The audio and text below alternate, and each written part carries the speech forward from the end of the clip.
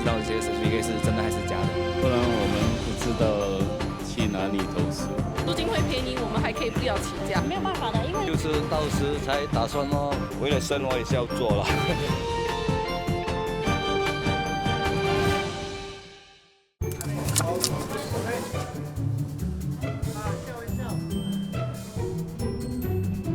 我的朋友就跟我讲，哎，现在有卖猪血了，我第一时间就快点去找了。其实我也没有想到会有这么一天呢，所以我其实很开心啊。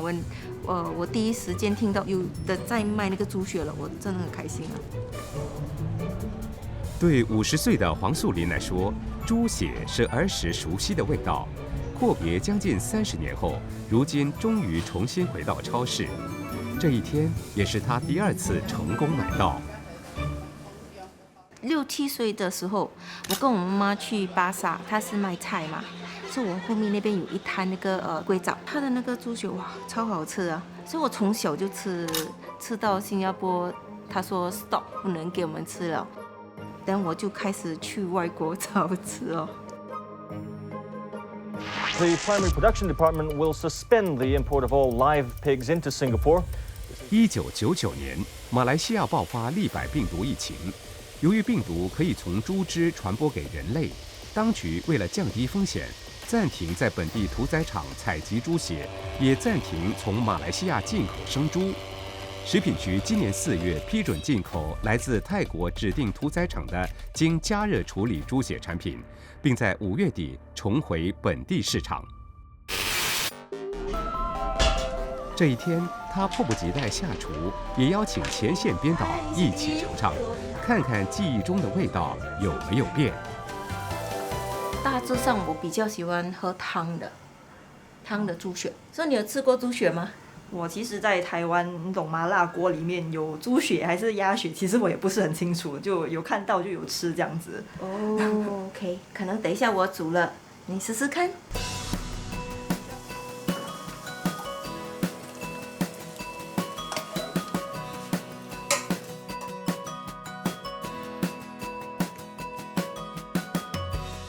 Cindy 来试试看一下我煮的猪血。好，来。没有什么奇怪血的味道，这样。可能今天煮的太久了，那个嚼劲就没有这么好。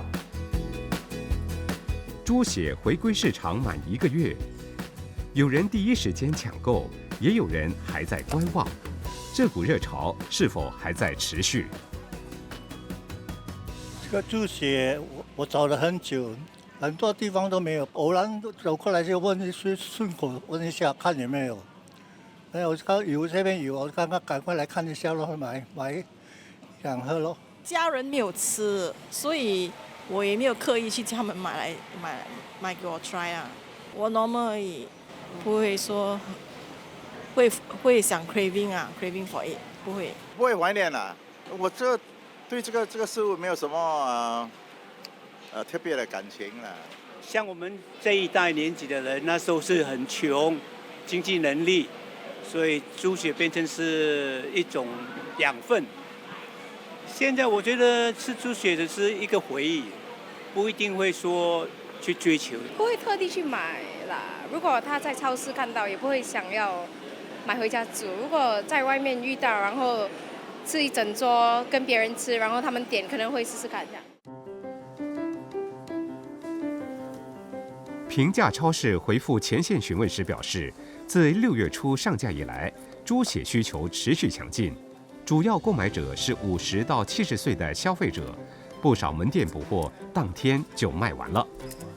生松也表示，目前供应还是有限，暂时还没有办法满足所有需求。除了熟悉猪血的年长顾客，也有年轻人抱着尝鲜心态购买。除了超市，一些餐馆也第一时间推出猪血菜式。我们也是很幸运，在刚开始就拿到货。其实从29号到6月16号，我们就拉了一个数据来看。当时我们一看就是说，哎，这短短的半个月吧，对吧？我们4间店总的销售量就在1700多份，基本上5天的货3天就卖完了。尝试了猪血的公众有什么话说？我会介绍我的家人来试试看。我觉得猪血也是很健康的一道菜。在台湾有吃过那个猪血，觉得台湾那个猪血好像味道就比较干一点，然后这边的猪血就比较比较嫩，好像嫩豆腐的感觉。在中国有试过，就是味道调味挺好的，包括它的，我感觉吃进嘴里让人感觉很新鲜。这是我第一次尝试，因为好像听说别人说猪血很好吃，而且有在那种视频 TikTok 或者 YouTube 上看过猪血，别人吃好像很好吃，所以想去尝试看看。吃了感觉有点颠覆我的认知。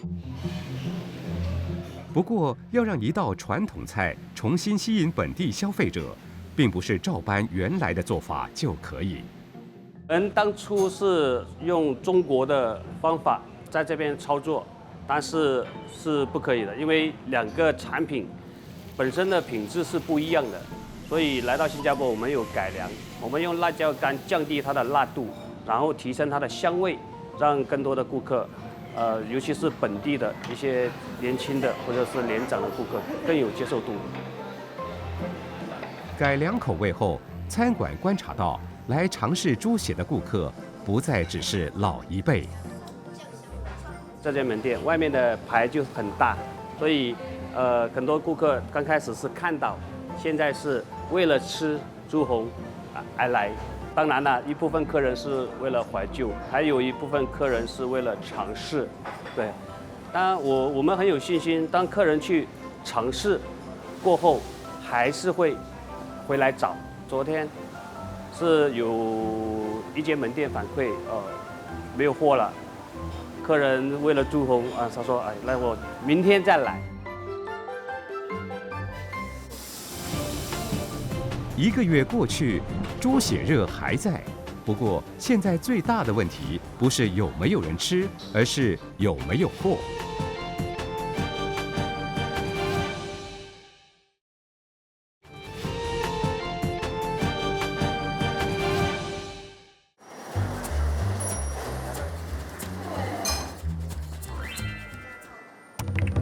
粥店猪血没货，梁记炒粿条猪血没货。30年都没有吃到猪血，那猪血回来了，为何不吃呢？这是必然一定要吃的东西。这个炒猪血哦，应该是前3天，星期五我就开始登了。可是呢，星期五呢 ，supplier 打电话给我，全新加坡没有 stock。不只是炒粿条摊，同样位于牛车水大厦熟食中心的这家粥品档，也遇到同样情况。猪血推出后，有食客看到社交媒体专程前来，却因为断货扑了个空。1个星期后，前线再次回到牛车水，猪血终于补货，不过供应还是追不上需求。有人还问我，老板，拿1包卖我可以吗？我说不可以卖，不是我不卖啊，真的我都不够用了。这个礼拜2那个 supplier 才给我1箱，然后那个超市呢我也去 order 了1箱，然后呢现在总共有2箱。可惜的是，我星期4开店，我2箱我炒完只剩下8包而已，因为它1箱里面呢只有12包，所以呢又打给 supplier 又讲了这句话。又在断货，那我就说几时又会来呢？他说你再等吧，可能要1个礼拜后。同样遇到缺货问题的，还有黄金坊熟食中心这家潮州卤鸭摊。原本打算推出卤猪血，却因为迟迟等不到货，一再延后。他们会拿那个货嘛 ，early stage 20多年，人家很多人吃不到嘛，所以可能这几个月会比较 demand 会比较高，可能多2-3个月，它的 demand 会慢慢 wane 啦。有些人觉得很贵，可能换成1个月吃1次。好不容易在上星期拿到货，结果短短几天又卖完了。目前货是供不应求的，每天宰割的那个猪只的量是有限的。所以我们也是在逐步增加那个供应量，最初的6000盒到现在目前已经是大概有15000盒呀，我们还是在逐步的增加，这个是每一个星期的进口量啦。目前，新加坡售卖的猪血都来自泰国东部北柳府的邦克拉屠宰场。这家屠宰场已经通过新加坡食品局认证。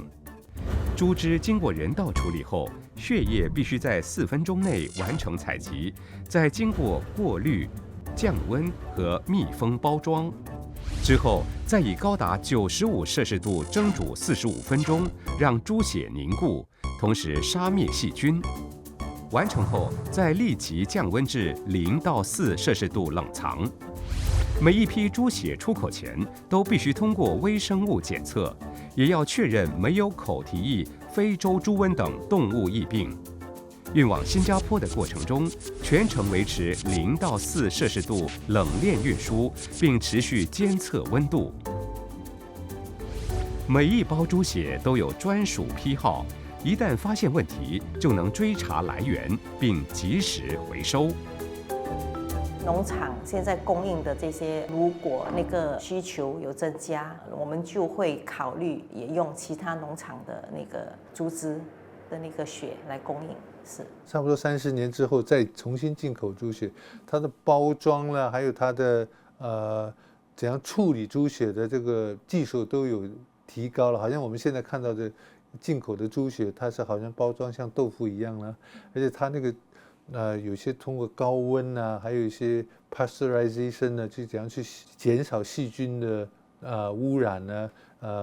就是消毒了，等于是保障安全的这些技术都比以前成熟很多。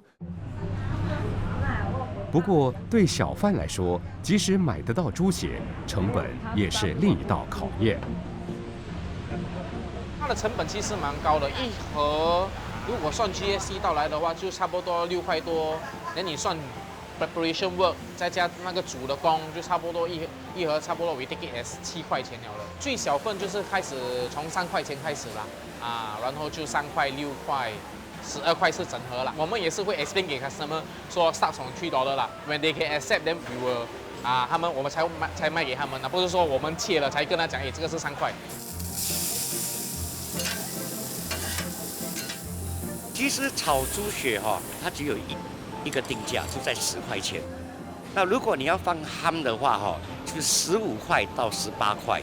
那小跟大那个就会比较贵一点，因为那个ham也很贵。我们也要做生意，我们要租金，我们要煤气，我们要材料，然后我们也要工钱。那它一盒呢只能炒2份。会吃的人就会理解说，东西你说它贵，他会理解说这个是值得的。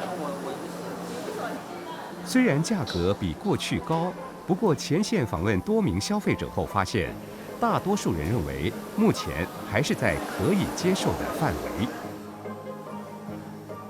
整个生产过程其实是挺高成本的，然后我们也需要说化验，保证产品是安全的才可以进口。而且现在目前的那个市场，就像1粒卤蛋，你也需要1块钱。所以如果我们的一盒猪血可以分成多个分量来煮一碗，可能1碗粥，或者是一个粿枣。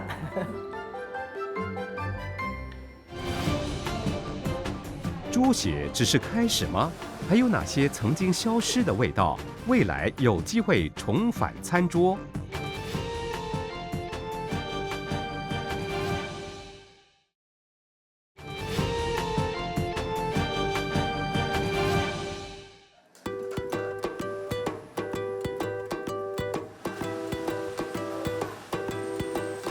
鸭血88年还有，不多了，他是给你一碗小碗，不是很多嘞。鸭的血哪有这样多，对吧？割下来2滴就完了，他给你1碗就好了。猪血重新开放进口后，黄金坊熟食中心这家潮州卤鸭摊也终于把它重新加入菜单。不过，在摊主心里，真正想念的其实还是鸭血。鸭血比较好吃。猪血是猪杂汤下去就比较很干，对吗？好像我们鸭放猪血就比较不会干。鸭血它的血是比较 Q，它有一点弹性，猪血就没有什么弹性，对吧？好像我们炒猪血的时候啊，炒下去它就散了。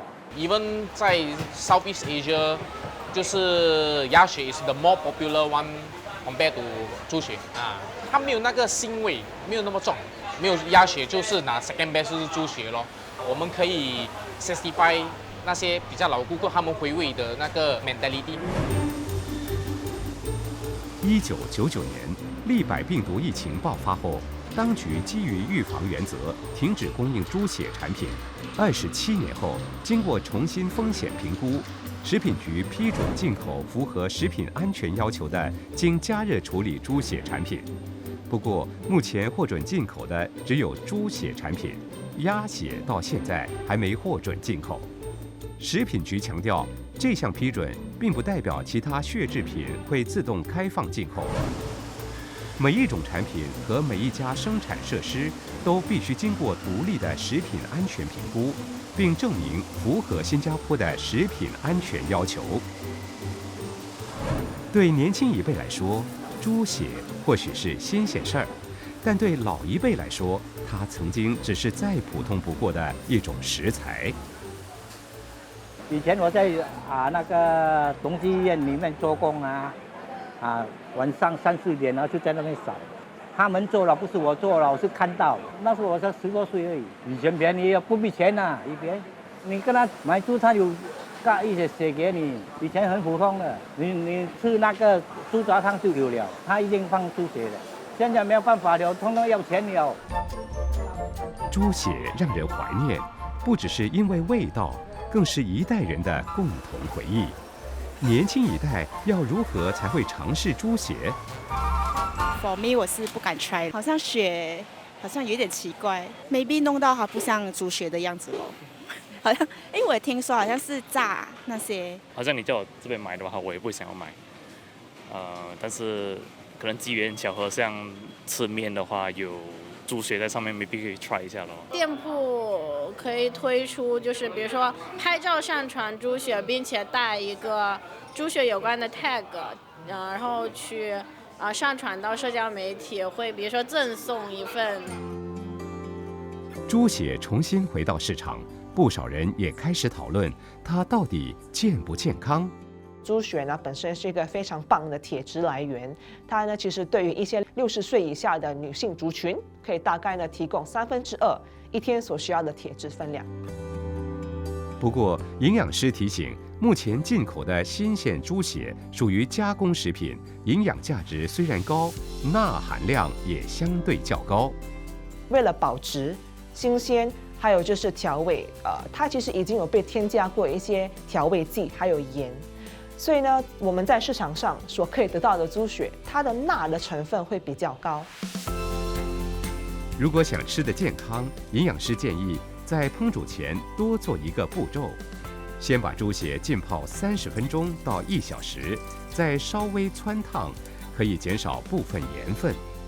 在浸泡的过程中，我们的铁质和蛋白质的流失其实基本上都不太会。建议大家减少一些添加的调味剂，可以比较注重一些天然的调味料，譬如说我们的葱、姜、蒜、辣椒、香菜。猪血重新回到市场，不只让不少人重温熟悉的味道，也勾起大家对其他消失味道的回忆。牛车水这家粥品店，过去卖了几十年的淡水生鱼粥就是其中一道。2015年，新加坡爆发多起和食用中式生鱼片料理有关的 B 型链球菌感染病例。当局随后基于食品安全考量，禁止售卖即食淡水生鱼片。这道老味道也从菜单上消失，直到今天还是有顾客专程回来询问。很多问我们有没有生鱼生吃，那我们就讲要等等看有机会我们去跟政府申请看，我们生意越做越少。粥品店曾经改用3文鱼片，不过始终比不上原来的味道，最后还是停卖。如今店铺交到第3代手中，这道老味道还有多少人记得？非常的期待，已经10多年没有吃到这个口味了。因为这些生鱼片很鲜甜，这些都是我们华人的食物。早年的时候就是说那些古人，他们没有钱，他们抓到鱼的话就是切片，这样调料就吃了。就想念他的情怀，因为他会有放一些那些油啊这些东东的，那个味道。我的同辈的话又比较少，大多数以前卖的话都是和吃粥的时候一起卖，现在太少地方有卖这些东西了，年轻的都忘了。他们想到吃生鱼肯定是在日本餐厅，没有想到在咖啡厅也是可以吃到。猪血回来了，淡鸭血、淡水生鱼片，还有更多曾经熟悉的老味道。未来会不会也有机会回来？也许还得等时间给答案。前线追踪，欢迎您针对任何课题发表意见和看法，以及提供节目素材和线索，让我们为您追踪报道。您也可以到巴世界网站重温节目和观看更多视频。